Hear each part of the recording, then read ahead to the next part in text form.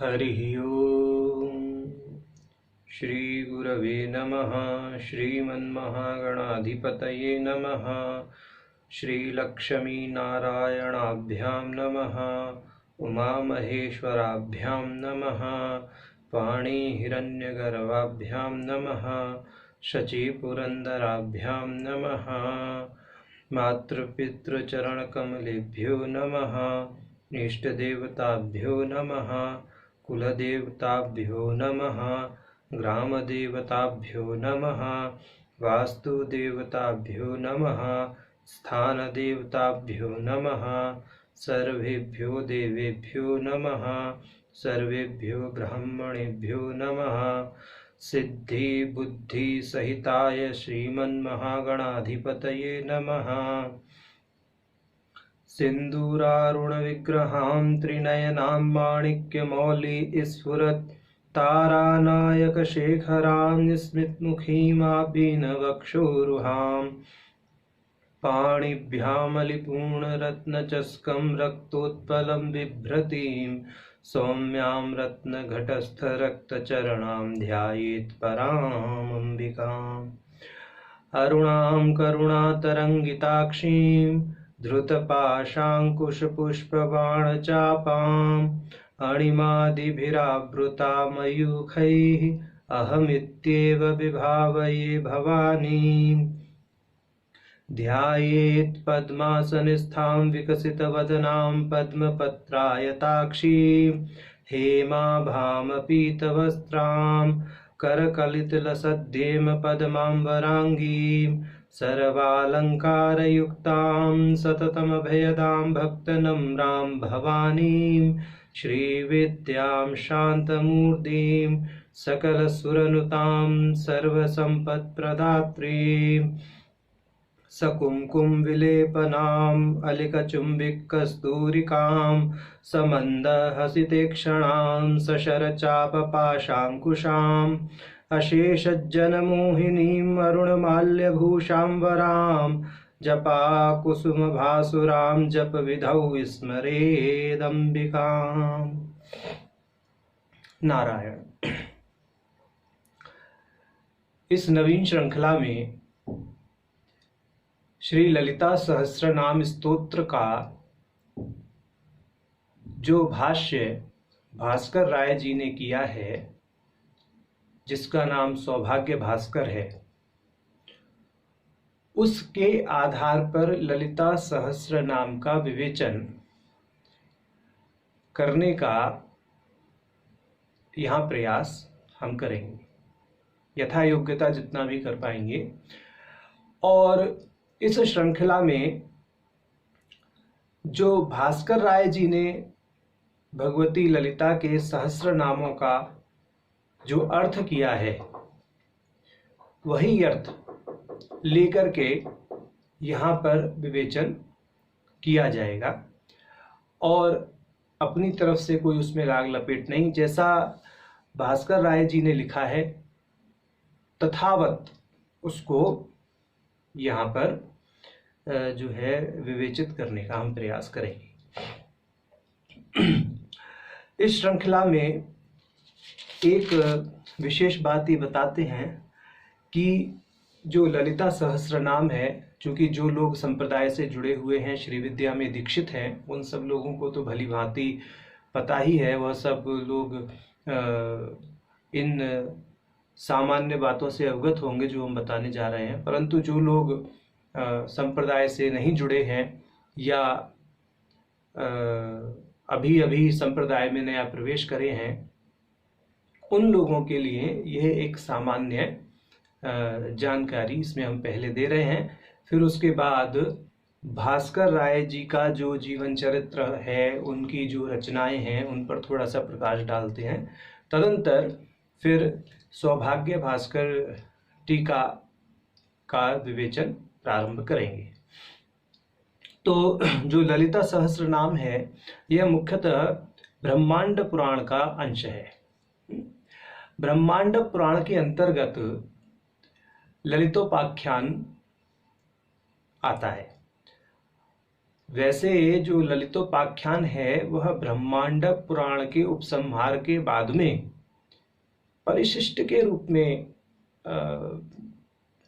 मानना चाहिए, क्योंकि उसका अपना स्वतंत्र मंगलाचरण भी है। ब्रह्मांड पुराण के उपसंहार के बाद में ललितोपाख्यान जब प्रारंभ होता है तो उसका अपना स्वतंत्र मंगलाचरण है, और फिर उसके 40 स्कंद हैं जिसमें भगवती ललिता के पूरी लीला क्रम को बताया गया है, जिसमें भगवती का मतलब प्रादुर्भाव है, पट्टाभिषेक है, भंडासुर के वध की कथा है, आदि आदि सारी उसमें चक्र राज का वर्णन है, और बहुत विशेष विशेष उसमें रहस्य भी बताए गए हैं श्री विद्या के। और साथ ही साथ में ललितोपाख्यान के अंत में, वैसे तो हमने ललितोपाख्यान की बहुत सारी प्रतियां देखी हैं, उसमें कहीं पर भी ऐसा नहीं है जैसा हम बताने जा रहे हैं कि ललिता सहस्रनाम और ललिता त्रिशती इन दोनों की अवस्थिति वहाँ मानी गई है, परंतु किसी भी प्रति में ललितोपाख्यान के अंत में ललिता सहस्रनाम और ललिता त्रिशती एक साथ प्राप्त नहीं होते। परंतु सभी संप्रदाय के अंतर्गत यह एक मान्यता है कि जो ललितोपाख्यान है उसके अंतर्गत ही ललिता सहस्रनाम और ललिता त्रिशती मान्य है। सभी संप्रदाय इसमें एक मत है, हमारा भी वही मत है जो सबका मत है। परंतु जब कोई भी ग्रंथ जैसे पांडुलिपि के रूप में है तो उनमें भी प्राप्त नहीं होता ललिता सहस्रनाम ललिता त्रिशती ललितोपाख्यान के अंतर्गत, और जो प्रकाशित ग्रंथ हैं उनमें भी नहीं है। परंतु ऐसी मान्यता है कि ब्रह्मांड पुराण के अंतर्गत ललितोपाख्यान है और ललितोपाख्यान के अंतर्गत ललिता सहस्रनाम और ललिता त्रिशती हैं। तो इसी तथ्य को हम सब लोग बिल्कुल निर्भेद भाव से स्वीकार करते हैं। ललितोपाख्यान के अंतर्गत जो ललिता सहस्रनाम है वह ललिता सहस्रनाम 3 अध्याय में विभक्त है। पहला अध्याय उपोद्घात है जिसमें ललिता सहस्रनाम के अवतरण की कथा है। दूसरा जो अध्याय है वह रहस्य नाम सहस्र नामावली है, उसमें भगवती के 1000 नामों का उल्लेख है, भगवान हयग्रीव के मुख से हुआ है। और जो उत्तर भाग है उसमें फलश्रुति है। फलश्रुति मतलब ललिता सहस्रनाम के पारायण का क्या फल है वह उसमें बताया गया है। ललिता सहस्रनाम के वैसे तो बहुत भाष्य हुए हैं, उनमें सबसे जो प्रमुख भाष्य है वो भास्कर राय मखिंजी द्वारा कृत है, सौभाग्य भास्कर टीका या सौभाग्य भास्कर भाष्य। इस सौभाग्य भास्कर भाष्य के आधार पर ही अन्य भाष्यों की प्रवृत्ति है, यानी बाकी जितने भी लोगों ने टीकाएं की हैं ललिता सहस्रनाम की या भाष्य किए हैं वह सौभाग्य भास्कर के आधार पर ही किए हुए परिलक्षित होते हैं। यद्यपि ललिता सहस्रनाम की हिंदी में, अंग्रेजी में, तमिल में और अन्य भारतीय भाषाओं में, मराठी, गुजराती लगभग सभी में टीकाएं उपलब्ध हैं, परंतु जो प्रमुख भाष्य है वो भास्कर राय मखिंजी का ही है। भास्कर राय मखिंजी ने ये जो भाष्य है लगभग 1728 ईस्वी के आसपास इस भाष्य की रचना की थी, और यह सर्वप्रथम प्रकाशित 1935 में निर्णय सागर प्रेस बंबई से हुआ था। ठीक, और ऐसी मान्यता है कि भास्कर राय जी ने इस भाष्य को बनारस में यानी काशी में पूर्ण किया था। अब जो ललिता सहस्रनाम है इसमें श्लोकों की संख्या देखें तो कुल एक 320 इसमें श्लोक हैं, जिसमें पहला अध्याय जो है उपोद्घात उसमें 51 श्लोक हैं, जिसमें 50 श्लोक तो उपोद्घात रूपी हैं और जो 51वां श्लोक है वो ध्यान श्लोक है। सिंदूरारुण विग्रहाम त्रिनयनाम माणिक्य मौली सूरत, यह श्लोक जो है ध्यान का श्लोक इसमें दिया गया है। उसके बाद 182 और आधा यानी 182 श्लोक से परिपूर्ण नामावली है, जिसमें भगवती के 1000 नामों का पूरा क्रम दिया गया है। और जो तृतीय अध्याय है उसमें 86 श्लोक हैं। तो कुल मिलाकर के ललिता सहस्त्र नाम में 320 श्लोक सिद्ध होते हैं। अब इन तीनों अध्यायों के अंतर्गत जो मुख्य विषय है वो मुख्य विषय श्री विद्या और श्री चक्र की उपासना ही है। भगवती की नामावली है, भगवती के नामों का पारायण है, जिससे भगवती की प्रसन्नता होती है, भगवती इन नामों के पारायण से प्रसन्न होती हैं। तो श्री विद्या की सेवा है, श्री विद्या की सपर्या है, श्री विद्या की वरिवस्या है, श्री चक्र की उपासना है, ठीक। और आपके कुंडलिनी जागरण की विधि है, चक्रों का भी वहाँ शरीरस्थ जो चक्र हैं उनका भी उल्लेख किया गया है। तो यह सारी की सारी जो कहते हैं कि विषय वस्तुएं ललिता सहस्त्र नाम के अंतर्गत सन्निहित हैं। और साधक ललिता सहस्त्र नाम को आधार बना करके श्री विद्या की उपासना का अपना क्रम पूर्ण करते हैं। जो श्री विद्या में दीक्षित हैं वह लोग इसको अनन्य भाव से करते हैं। अब एक विशेष रहस्य जो सौभाग्य भास्कर टीका के अंतर्गत दिखाई देता है वह यह है कि भास्कर राय जी ने ललिता सहस्त्र नाम के 3 अध्यायों को 12 कलाओं में विभक्त किया है। यह विशेषता है सौभाग्य भास्कर भाष्य की कि जो ललिता सहस्त्र नाम के 3 अध्याय हैं उनको 12 कलाओं में विभक्त कर दिया। वो 12 कलाओं में कैसे विभक्त किया? जो पहला अध्याय यानी उपोद्घात है उसको उपोद्घात आख्या प्रथमा कला ही उन्होंने कहा, यानी जो पहला अध्याय है वो पहली कला है।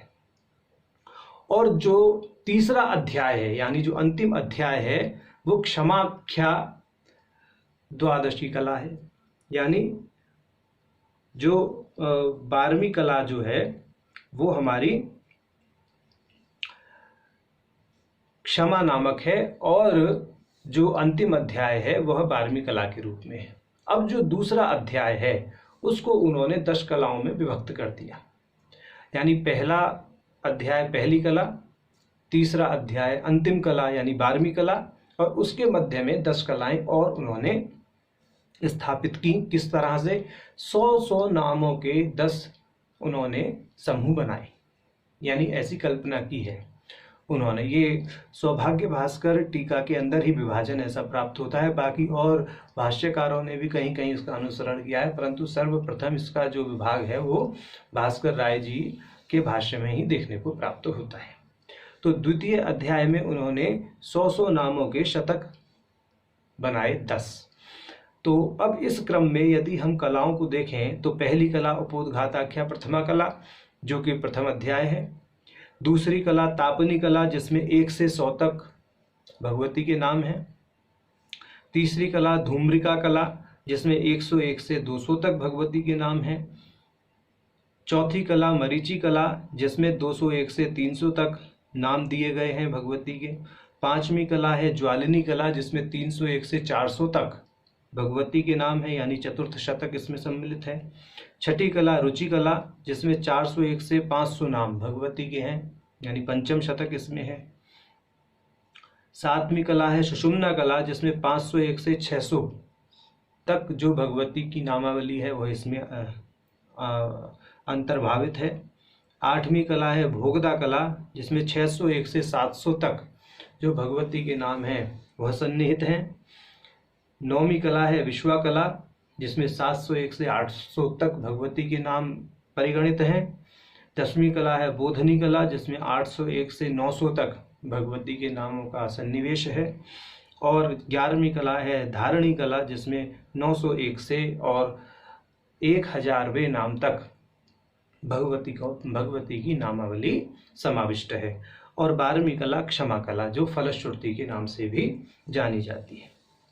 तो ये 12 कलाएं इस प्रकार से ललिता सहस्त्र नाम में मानी गई हैं। भास्कर राय जी के अनुसार। अब एक और विशेष तथ्य है कि जो बीज मंत्र हैं, जैसे हमारे शाक्त प्रणव है, ह्रीम, इसमें भी 12 कलाएं होती हैं। तो जैसे योगिनी हृदय के अनुसार शाक्त प्रणव की 12 कलाएं कौन कौन सी हैं? हकार, रकार, तुरीय स्वर यानी ईकार, बिंदु, नाद, अर्धचंद्र, निरोधनी, नादांत शक्ति, व्यापनी, समना, उन्मना। तो ये 12 कलाएं सिद्ध होती हैं शाक्त प्रणव की। इसी प्रकार वैदिक प्रणव की भी 12 कलाएं सिद्ध होती हैं, और अन्य जो बीज मंत्र हैं उनकी भी 12 कलाएं इसी प्रकार सिद्ध होती हैं।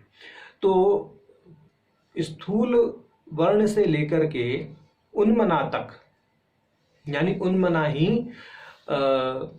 जो है वो 12वीं कला है, और उन्मना से भी जो अतीत है वह क्या है? परम तत्व है। तो इसी प्रकार ललिता सहस्र नाम का भी उपोद्घात से यानी स्थूल से लेके फलश्रुति तक यानी फल तक, उन्मना तक जो है 12 कलाओं में विभाजन किया गया है। यह भाव भास्कर राय जी का इस विभाजन में परिलक्षित होता है। तो जो हमारा ललिता सहस्र नाम है उसकी सौभाग्य भास्कर टीका का प्रारंभ करने से पहले जो टीकाकार हैं भास्कर राय जी, उनके जीवन वृत्त पर एक छोटा सा क्या करते हैं कि चर्चा कर लेते हैं, थोड़ा प्रकाश डाल लेते हैं। तो भास्कर राय जी 1690 से 1785 के मध्य वर्तमान रहे। ठीक, तो भास्कर राय जी के जीवन चरित्र के विषय में कोई विशेष तो ज़्यादा ऐसा अनुसंधान नहीं है। जो भी है उपलब्ध वो उनके एक शिष्य हैं जगन्नाथ जी, उनका एक ग्रंथ है भास्कर विलास। तो उसके आधार पर जो भास्कर राय जी के विषय में ज्ञात होता है वह सबसे ज़्यादा प्रामाणिक माना जाता है, क्योंकि उनके ही शिष्य ने उनके विषय में यानी उनके जीवन के विषय में, उनके दार्शनिक परिप्रेक्ष्य के विषय में और उनके ग्रंथों के विषय में जो उल्लेख किया है वह निसंदेह प्रमाणिक मानना भी चाहिए। तो जगन्नाथ जी के भास्कर विलास ग्रंथ के अनुसार जो भास्कर राय जी थे वह विश्वामित्र गोत्र में उत्पन्न एक ब्राह्मण कुल के साधक थे, श्री विद्या के एक महान साधक थे। उनके पिताजी का नाम गंभीर राय था, जो विजयनगर राजवंश के दरबार में प्रवचन करते थे महाभारत के ऊपर। इनकी माताजी का नाम कोणाम्बा था, और इनका जन्म स्थान भागा ग्राम या जिसको अनुजग ग्राम भी कुछ लोग मानते हैं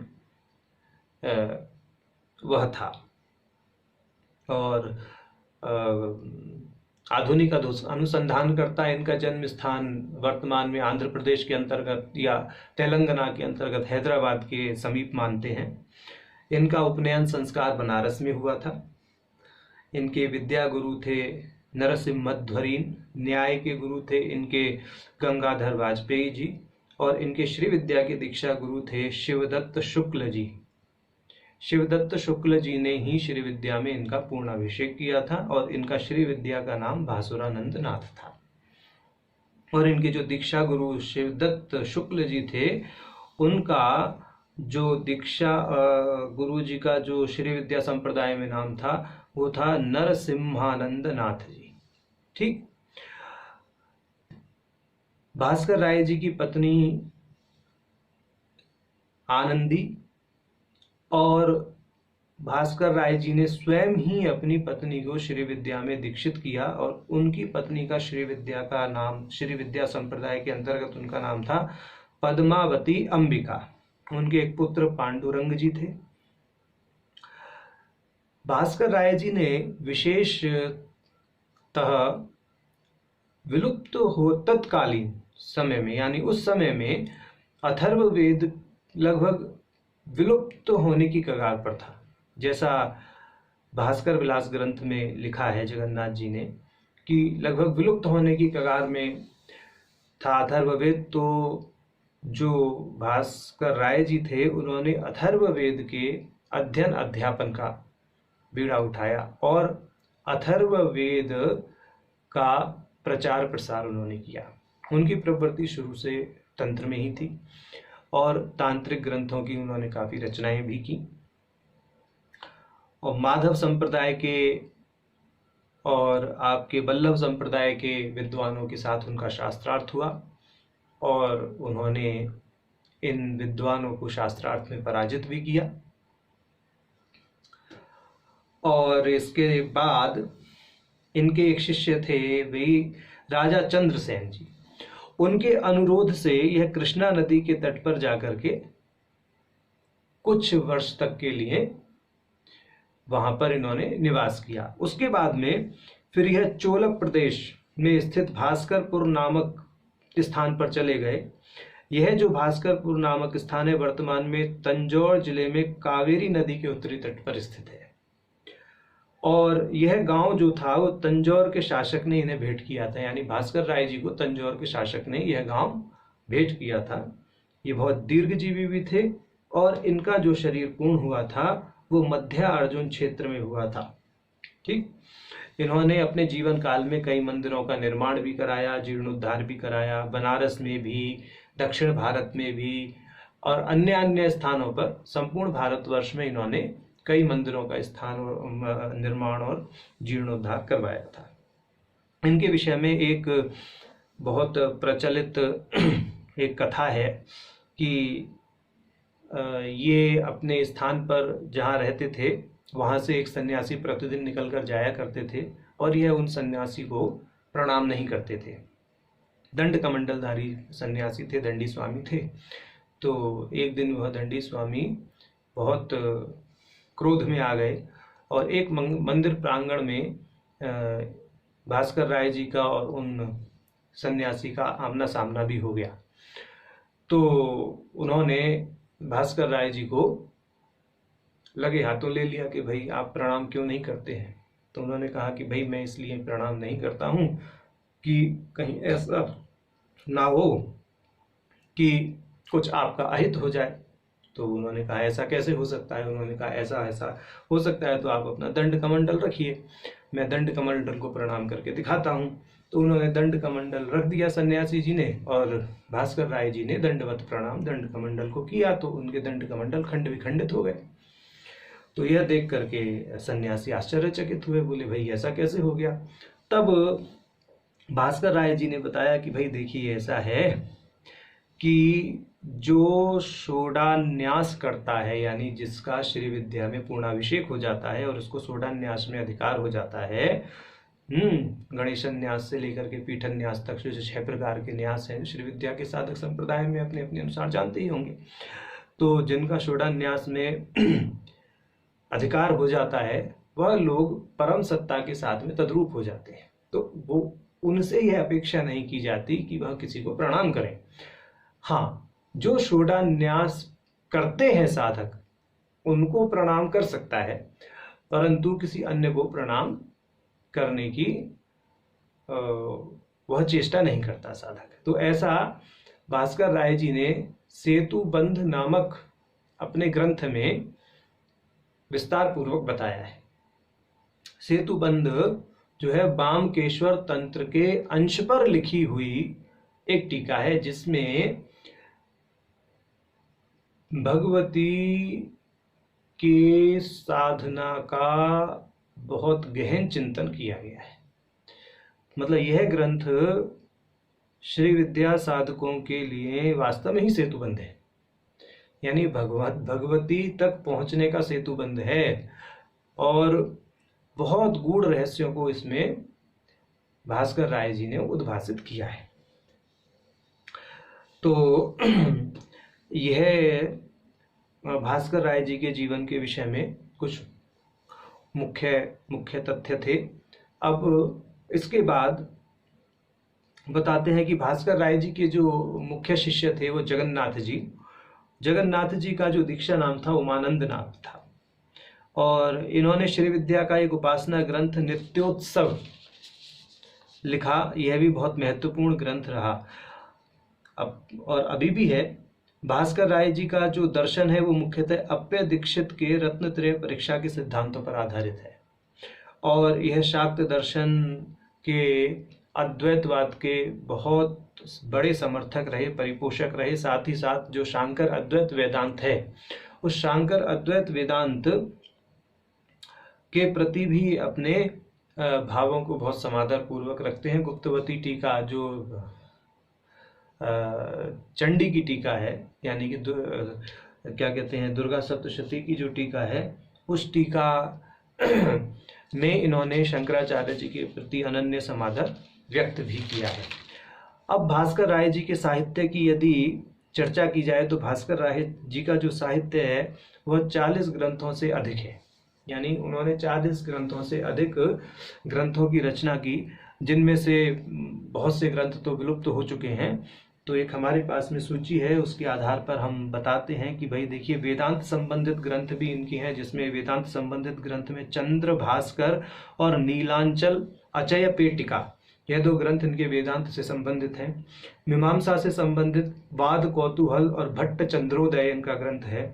व्याकरण से संबंधित रसिक रंजनी, न्याय से संबंधित न्याय मंडन, छंद शास्त्र से संबंधित छंदो भास्कर, छंद कौस्तुभ, वृत्त चंद्रोदय, वार्तिक राज और मृत संजीवनी, यह ग्रंथ हैं। काव्य से संबंधित चंद्रशाला, मधुरामल, भास्कर सुभाषित, यह ग्रंथ है। स्मृतियों पर इन्होंने टीकाएं की, जिसमें स्मृति तत्व, एकादशी निर्णय, प्रदोषण निर्णय, सहस्र भोजन खंड टीका, शोक चक्राण कण प्रायश्चित नाम से एक ग्रंथ है।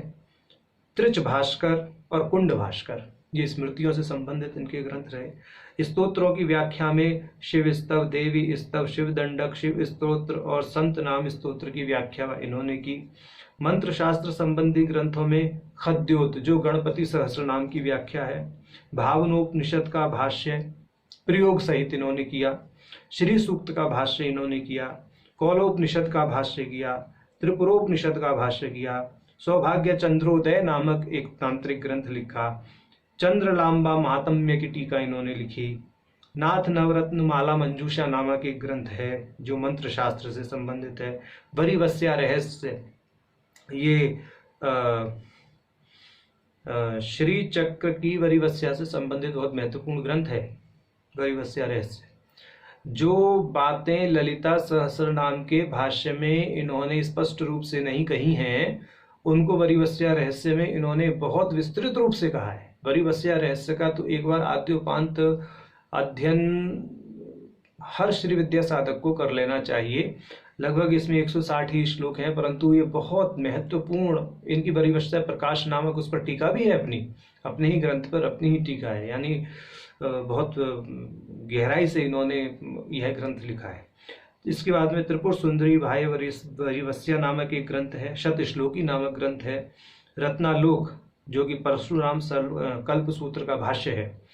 इसके बाद गुप्तवती, ये सप्तशती की टीका है, दुर्गा सप्तशती की बहुत महत्वपूर्ण टीका है। माला मंत्रोद्धार नामक एक ग्रंथ है। सेतुबंध, जो बामकेश्वर तंत्र के एक अंश की टीका है। उसके बाद सौभाग्य भास्कर, जो ललिता सहस्र नाम का भाष्य है। तो अब इस ही धारा में हम सौभाग्य भास्कर जो ग्रंथ है, यानी ललिता सहस्र नाम का जो भाष्य है, उसका हम आद्योपांत विवेचन करने का यहाँ प्रयास करेंगे। तो यहाँ हमने फिलहाल जो है वो ललिता सहस्र नाम के विषय में, ललिता सहस्र नाम के जो 12 कलाएं हैं उनका विभाजन, और जो ललिता सहस्र नाम की सौभाग्य भास्कर टीका है उसके टीकाकार यानी भास्कर राय जी के विषय में यहाँ चर्चा करना पहले अपेक्षित था। अब आगे का क्रम जो प्रारंभ होगा वो सौभाग्य भास्कर टीका की जो पहली कला है, यानी जो उपोद्घाताख्या प्रथमा कला है, वहाँ से हम इसको आगे के क्रम को बढ़ाएंगे। तो ठीक है। नमो नारायण। हरिओम।